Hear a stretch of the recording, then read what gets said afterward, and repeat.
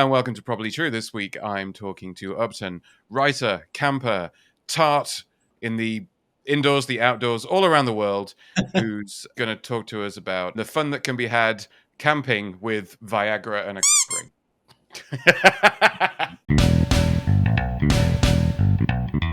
This is Probably True. Please be aware that the following contains strong language and adult themes. It would be boring without them. I didn't know shit about camping. Like okay. I was like a city guy, and like ever since I was in college at Michigan State, like everyone told me they're like go to Saugatuck, which was the closest campground to the college I was at. And I was like, yeah, no.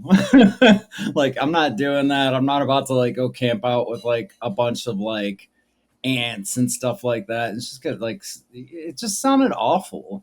And I kept hearing that like through the years, like go to a gay campground, go to a gay camp, and I'm like, no, no, no, no.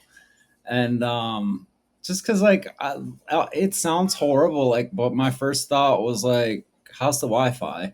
Like it wasn't even. It like that was like my priority. So I didn't ever like expect to actually end up there. Something kind of like changed in my life like 6 months ago.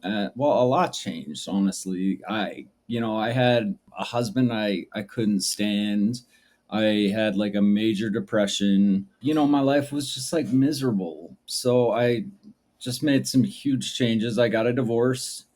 I got a really good psychologist, and I got an antidepressant that finally works. And it's like once I did those three things, like my whole world like opened up. Someone like told me about a gay campground like 2 months ago, and they were like a couple of my friends that have an RV. They go down there and basically live there every summer. And they were like, come to Freedom Valley, the gay campground nearest to where I'm at now. And rather than like brushing it off, I was like, okay, I'll go. Yeah, I didn't know anything about it. I got some clothes together, and what I thought I needed, I was like dead wrong on that. And I got Max, and we loaded ourselves up in my taped together Toyota Corolla, and we drove an hour out of the city. And I still remember just like driving and just that like transition from like the city and it getting like pushed back by like nature. I think it was like we were halfway there, and I looked around and I was like, there's no buildings. This is like just forest. This is crazy. And like Max grew up in the city. Max was a city dog.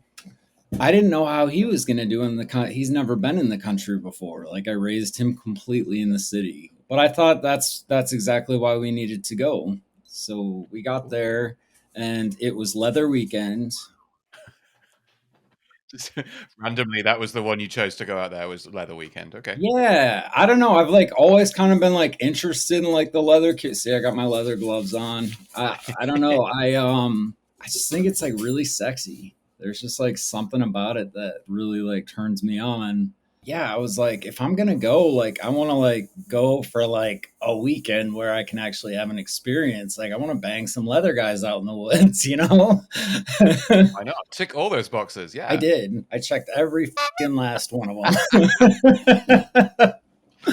I mean, I was there for like research primarily. Sure. Yeah, that's what we're calling it. Okay. Because I'd done a couple research trips at that point to this campground, and I got everything that I really needed to get. I just needed one more trip. I was like, if I'm going down, like I'm having fun this time. Like I'm having fun because it was like all business, like the first trips. Okay. You were very well behaved up to this point. I was good. And like, I was like, I don't want to be good anymore. I want to be great. I want to be memorable. Yeah. So it was like leather weekend. And like, I looked around like when I got there, and I'd been like, once before that summer, and it was really cool. It was like a good like mix of guys, but on leather weekend, like the game changed. I mean, like everyone there fell into like some sort of like niche in the leather community. So there's the leather community, and you'd think that would be like enough of like a subculture. No. So they have like pups, pack masters, leather daddies, leather otters, you know, like basically just like anything under the sun. Like on Saturdays, they would always have like a big event. And since it was leather weekend, they were actually having like I said, the name of the campground was Freedom Valley. They were having a Mr. Freedom Valley, like leather competition. There were like guys who came in like from out of the state to like compete in it. And I didn't understand. Like, I didn't understand what the fuss was all about. I was like, you can wear leather in Virginia. Like, why? Like, why are you coming to Ohio for this? I didn't get it like at all. But I was open to it. Like I was totally like there for it. You know, the guys were sexy and it was fun. I didn't have anything to wear. Like I wanted to like wear like something leather, like because I knew there was going to be this big Mr. Leather competition on Saturday, and I didn't like have anything good. So like recently, like I've been like experimenting with like I mainly like focus on connection, like just like talking like we are. But I'm like I don't know. I got that shrink after my divorce, and like I ended up hiring like a sex therapist, not just a normal therapist, a sex therapist. And yeah, like I wasn't initially like gonna hire him. Like I was interviewing one on my last book. I was trying to get like a therapist that I could interview gay people. So I was on the APA website, which is like our psychiatry and psychology organization, and you can like see the different like therapists like headshots. So I'm like going through them, like trying to find like a gay friendly one that I might be able to like interview, and they're just like boring like old white guys in their suits staring, and I'm like, yep, straight, pass. And I got to like page 2, and out of the blue, like I see this like Korean guy in a leather hat with like a giant nose ring, and I was like, that's him. That's the one. Definitely sending some signals right there. Yeah. Yeah, totally. And you know, I like read his bio and I was like, I don't want to interview this guy. Like, I want to hire this guy. Like, I want to go see him. Um, and I did. Yeah, I've been like seeing him for months now. His name's Yub. I'm sure he won't mind me saying his name. His name's Yub Kim, and he's Korean, and he is like huge into the leather scene. And like the interesting thing about like a sex therapist versus a real therapist is that when you go in for a session with a sex therapist, there's a leather paddle on the wall. Like seriously. Seriously. But I talked to him, and it was my second session, and we came to the conclusion I came to the conclusion with his help that like life is just like too short for boring sex. It's just too short for it. So true.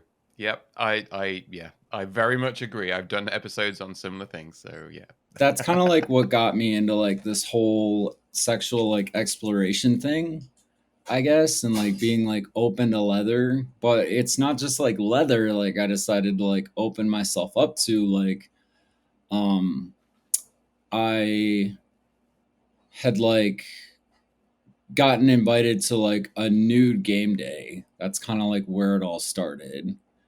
And it was just what it sounds like. It was a Sunday afternoon, and we were sitting there playing Uno, like buck ass naked together, and just like chatting. You know, it was cool, and it was like freeing because you don't think of it, but like clothes are just sort of like social constructs. They're basically just they're identities that can define us, but they're also like identities that can lock us in and limit us.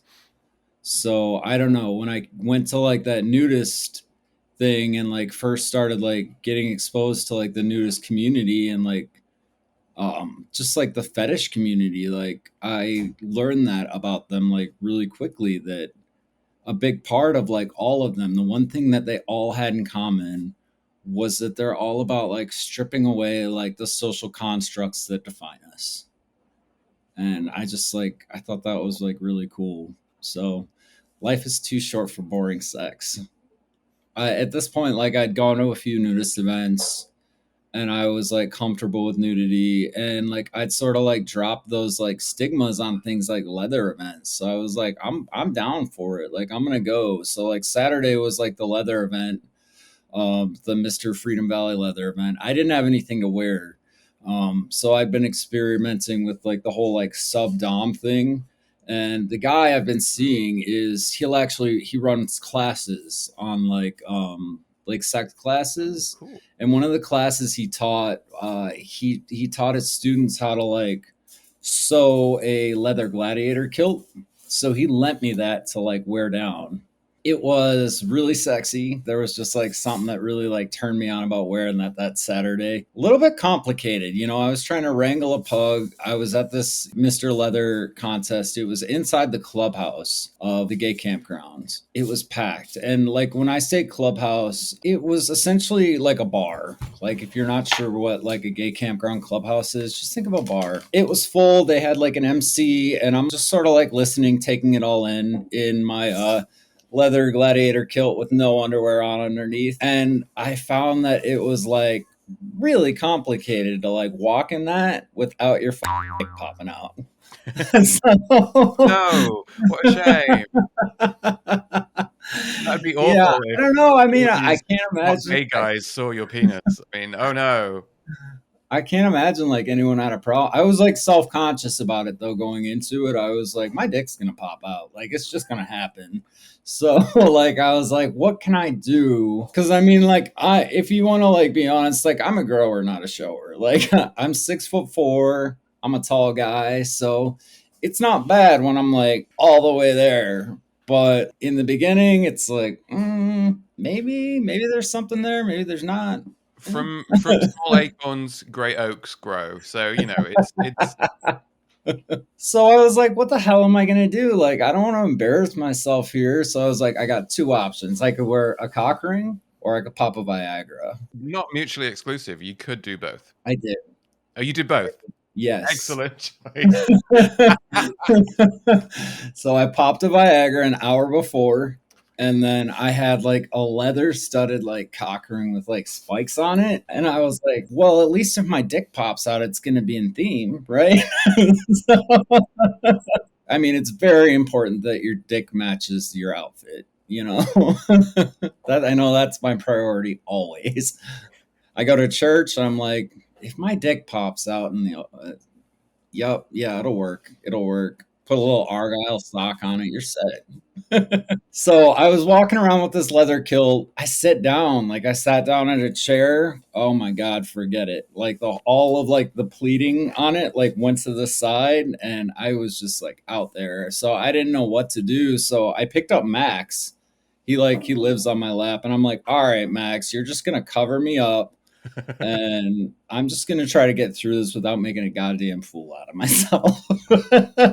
And I don't think I succeeded, but I definitely gave it the old college try. I feel like communities like this can like smell newcomers like a mile away and they're like, idiot. It's like everything that would get you like arrested in normal society gets you a pat on the back at a gay campground. Oh wow. So you made some friends then? Absolutely. Yeah. I mean, I made a lot of friends while I was at this leather event. I met my yoga teacher. Like I go to nude yoga class Oh wow. twice a week with my friend Jim. He's an older gentleman. He's about 60 years old. And yeah, we go stretch it out. And that old is flexible. I'm like sitting on my mat like dying and I'm like telling Steve, I'm like, nope, go. I'm done. Yeah, and like I turn over and like Jim, like the 60-year-old, he's like on his side, like doing all kinds of karate moves. I'm like, what the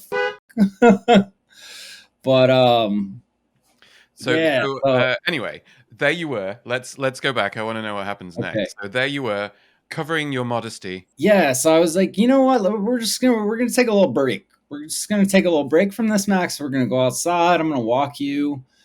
And we wandered outside the clubhouse, and there was a local sex shop. They'd like set up a tent, which was like really cool. I mean, they had like more plugs in there than like the Home Depot electric aisle. And yeah, we wandered in and we were like looking around. They had like some really cool leather stuff, crazy expensive. Like leather is an expensive fetish to get into. It was gorgeous though. It was like all handmade, and like I was like in love. Like I was like looking at a leather harness. A pup walked up. Pups are like another sub fetish within the leather community. If you've been to a gay pride and like seen someone dressed in leather and then have a mask on that's like similar to a dog, you know, with the ears and the snout, typically they're made out of like vinyl or leather. That's a pup. They're mute. They don't typically like talk, and it's just a really like playful like sub fetish. They'll like play with each other. There's typically like other pups, and then each pup like normally has what's called a pack master, and the pack master is like their dad basically. It's like he doesn't wear a leather mask, in my experience. I mean, maybe some do. He's just like a dominant leather guy who just sort of like oversees, and I'd imagine just shit out of like all these like pups. Yeah, it doesn't seem like a bad gig, right? No, seems like a lot of work, but it's a good job if you can get it, I suppose. Yeah. It reminds me of like polygamy, like those guys who have like 8 wives. Like that just sounds exhausting to me. Like I don't have the energy for all that. I barely have the energy for like one husband, like let alone like eight. I'm the same, so, definitely. so like I'm like browsing the leather harnesses. I'm like, wow, this stuff's gorgeous. Like I can't afford it, but it's gorgeous. It's And a nice little look, window yeah, shopping. absolutely. Absolutely. I was like, maybe I can afford this keychain over here. And one of these pups just like walked up randomly. And I've been exposed to fetishes obviously, but never like the pup community. And it's huge. Like they'll do like conferences in hotels. Like it's the real deal. I mean, it's like a real sub fetish. I started like talking to him just because like that's my thing. I'm like, hey, what's going on? I'm Upton. Like, and I just get a blank stare back behind the mask. He just tilts his head like this and just stares back like that. And it was just bizarre. Like it kind of like threw me for a loop. And I didn't know how to respond, so of course, like being awkward, I just keep talking. I'm like, so what do you think of this one? No response. Same sort of inquisitive look on his face. I see like coming up from behind him, like one of his buddies that I imagine that was in his pack, and he stood next to him. Didn't work the first time, so I guess I decided to try it again. Hey, I'm Upton. How you doing? And then instead of one head, two.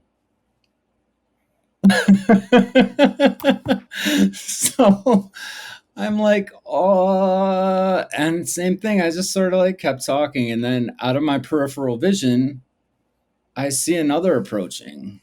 At that point, like I kind of got the hint. I was like, okay, they're not going to talk. Like that's their thing. So I'm not going to get offended, but I don't know what else to do. So I'm going to talk to like kill the silence. So, he approaches and I'm like, wow, this is really cool. And I'm just like talking to myself, still in my gladiator kilt, still like popping out, being awkward as hell, doing my thing. Pretty much my regular. Then another approaches from my right.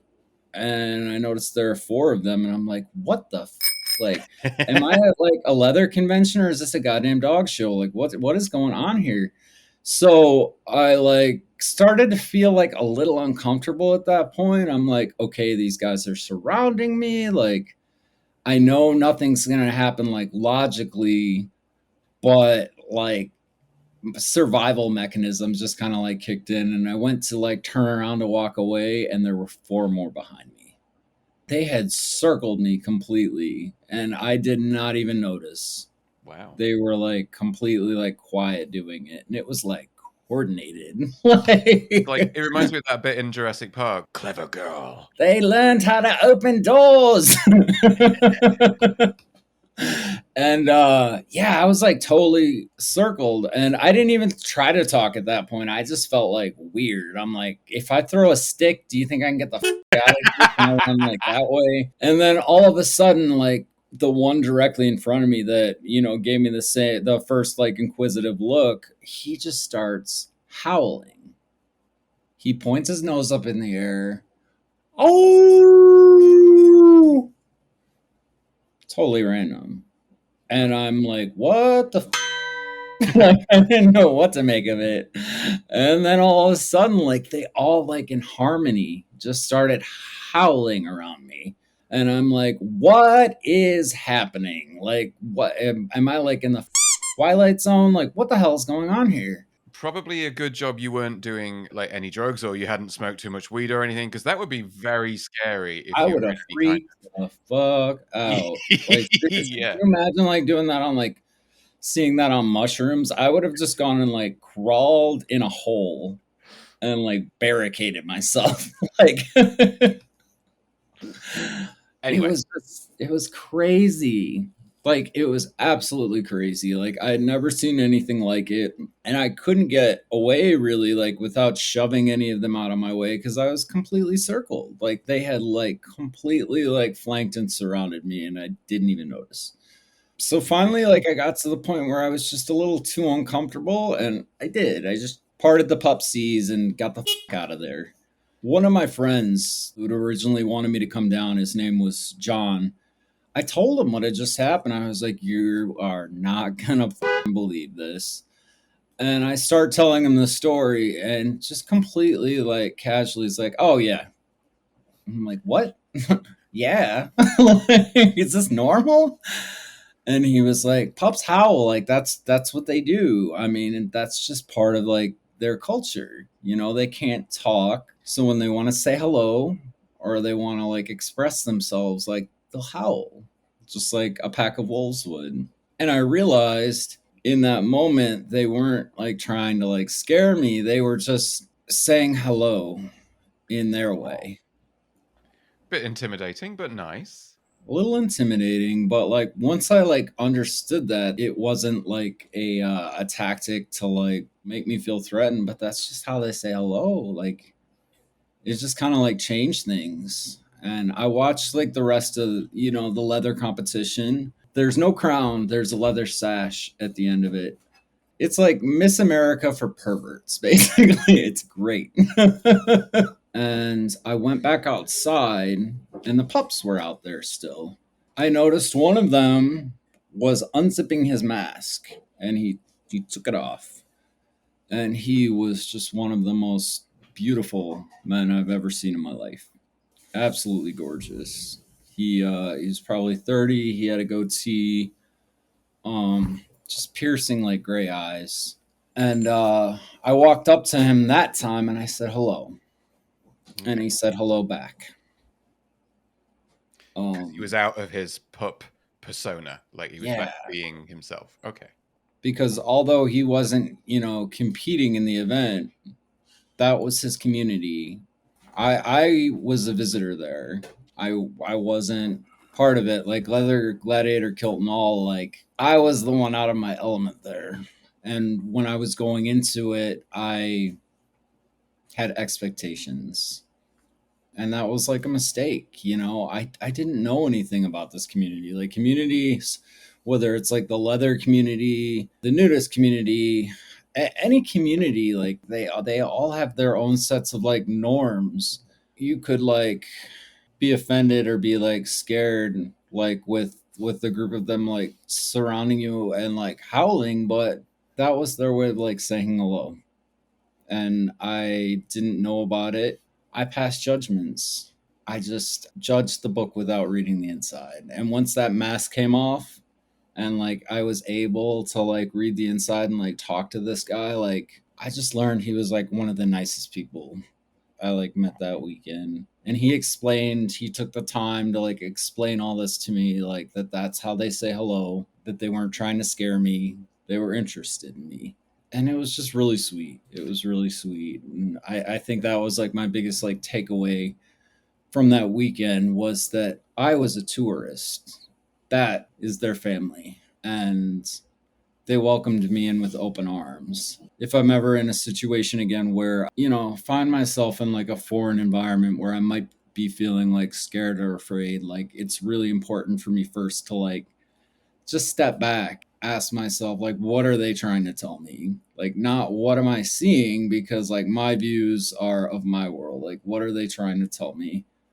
And I think like the most important thing is like, I'll take good friends like any day of the week, like no matter how many like dog masks they own. So yeah, it was an amazing weekend. It kind of like changed my whole like perspective on it. Like, people a lot of times like get scared or are apprehensive about like exposing themselves to these communities because they have preconceived notions of like who they are and like how they act. At the end of the day, that's just a stigma more than anything. Like in my experience, like the leather community is one of the most kind, open armed group of people I've ever met. I was just really grateful for the experience. That's really sweet. Thank you for sharing that. That's adorable. And it sounds like a really wholesome trip as well. Oh, there was some don't worry. It I just mean, wasn't. I assumed, yeah. Yeah. If you had me on again, though, trust me, if you just say, Upton, tell me a story, I'll be like, where do I start? I mean, in that case, consider yourself invited back and we'll talk some absolute filth next time. Let's pay some bills. Tell us about the book, because I feel like since we've done all this talking about camping and stuff, there's probably a much better segue than just, hey, you've written a book. Tell me about the book. I wrote a book. No, so I just released my second book on Kindle. It's Gay Campgrounds. The print versions are going to be available around the holidays 2024, and it's all about gay campgrounds and why the hell you need to go to one like today. They'll change your life. There's a huge history behind them. They originated in the United States, at least in the 1960s, and they're kind of like havens. They're amazing places where gay people like go to camp together, build connection, build friendship.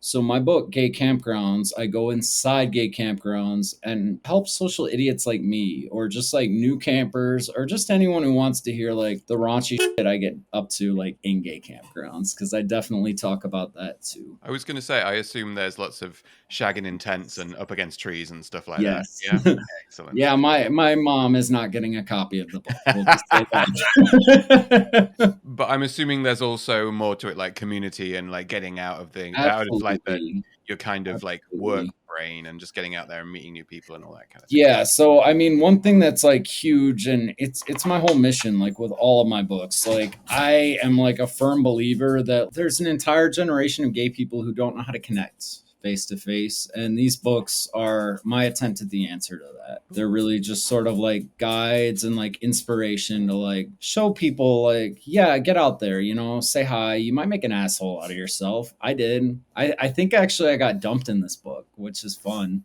But Wow. yeah, I mean, you can't win them all. You're going to strike out like a lot, but it's all about like getting out there and like being vulnerable so you can make those good connections. Because at the end of the day, your future husband, your future boyfriend, your future best friend, they're not going to randomly come knock on your house door and be like, "Hi, I'm your best friend." You need to get out there and find them. And that's what gay campgrounds are all about. I mean, I live in a famously rainy part of the UK, so Get a good tent. yeah, gotta make sure you get a good tent. Get a good It's a big tent. one, so Yeah. there's room for making friends. Yeah. So the book actually, yeah, it talks. I cover like a packing list. When I went to a gay campground, I didn't know anything, so I forgot like a lot of the essentials that you need, and it's just stupid stuff. I was worried about bringing douches when I should have been worried about bringing body wash. Like you go into it and your priorities are skewed. So like I've got a camping list in there that's going to help anyone out who's going gay camping. It's obviously different than a family camping trip. So, you're going to find stuff on the list like prep, douches, all that good stuff. But then just the little things that you're going to forget. It's going to show you where to go to connect with people inside a gay campground. I also have an appendix of the best gay campgrounds in the United States and just based on this conversation, I'm going to probably expand that to a European list.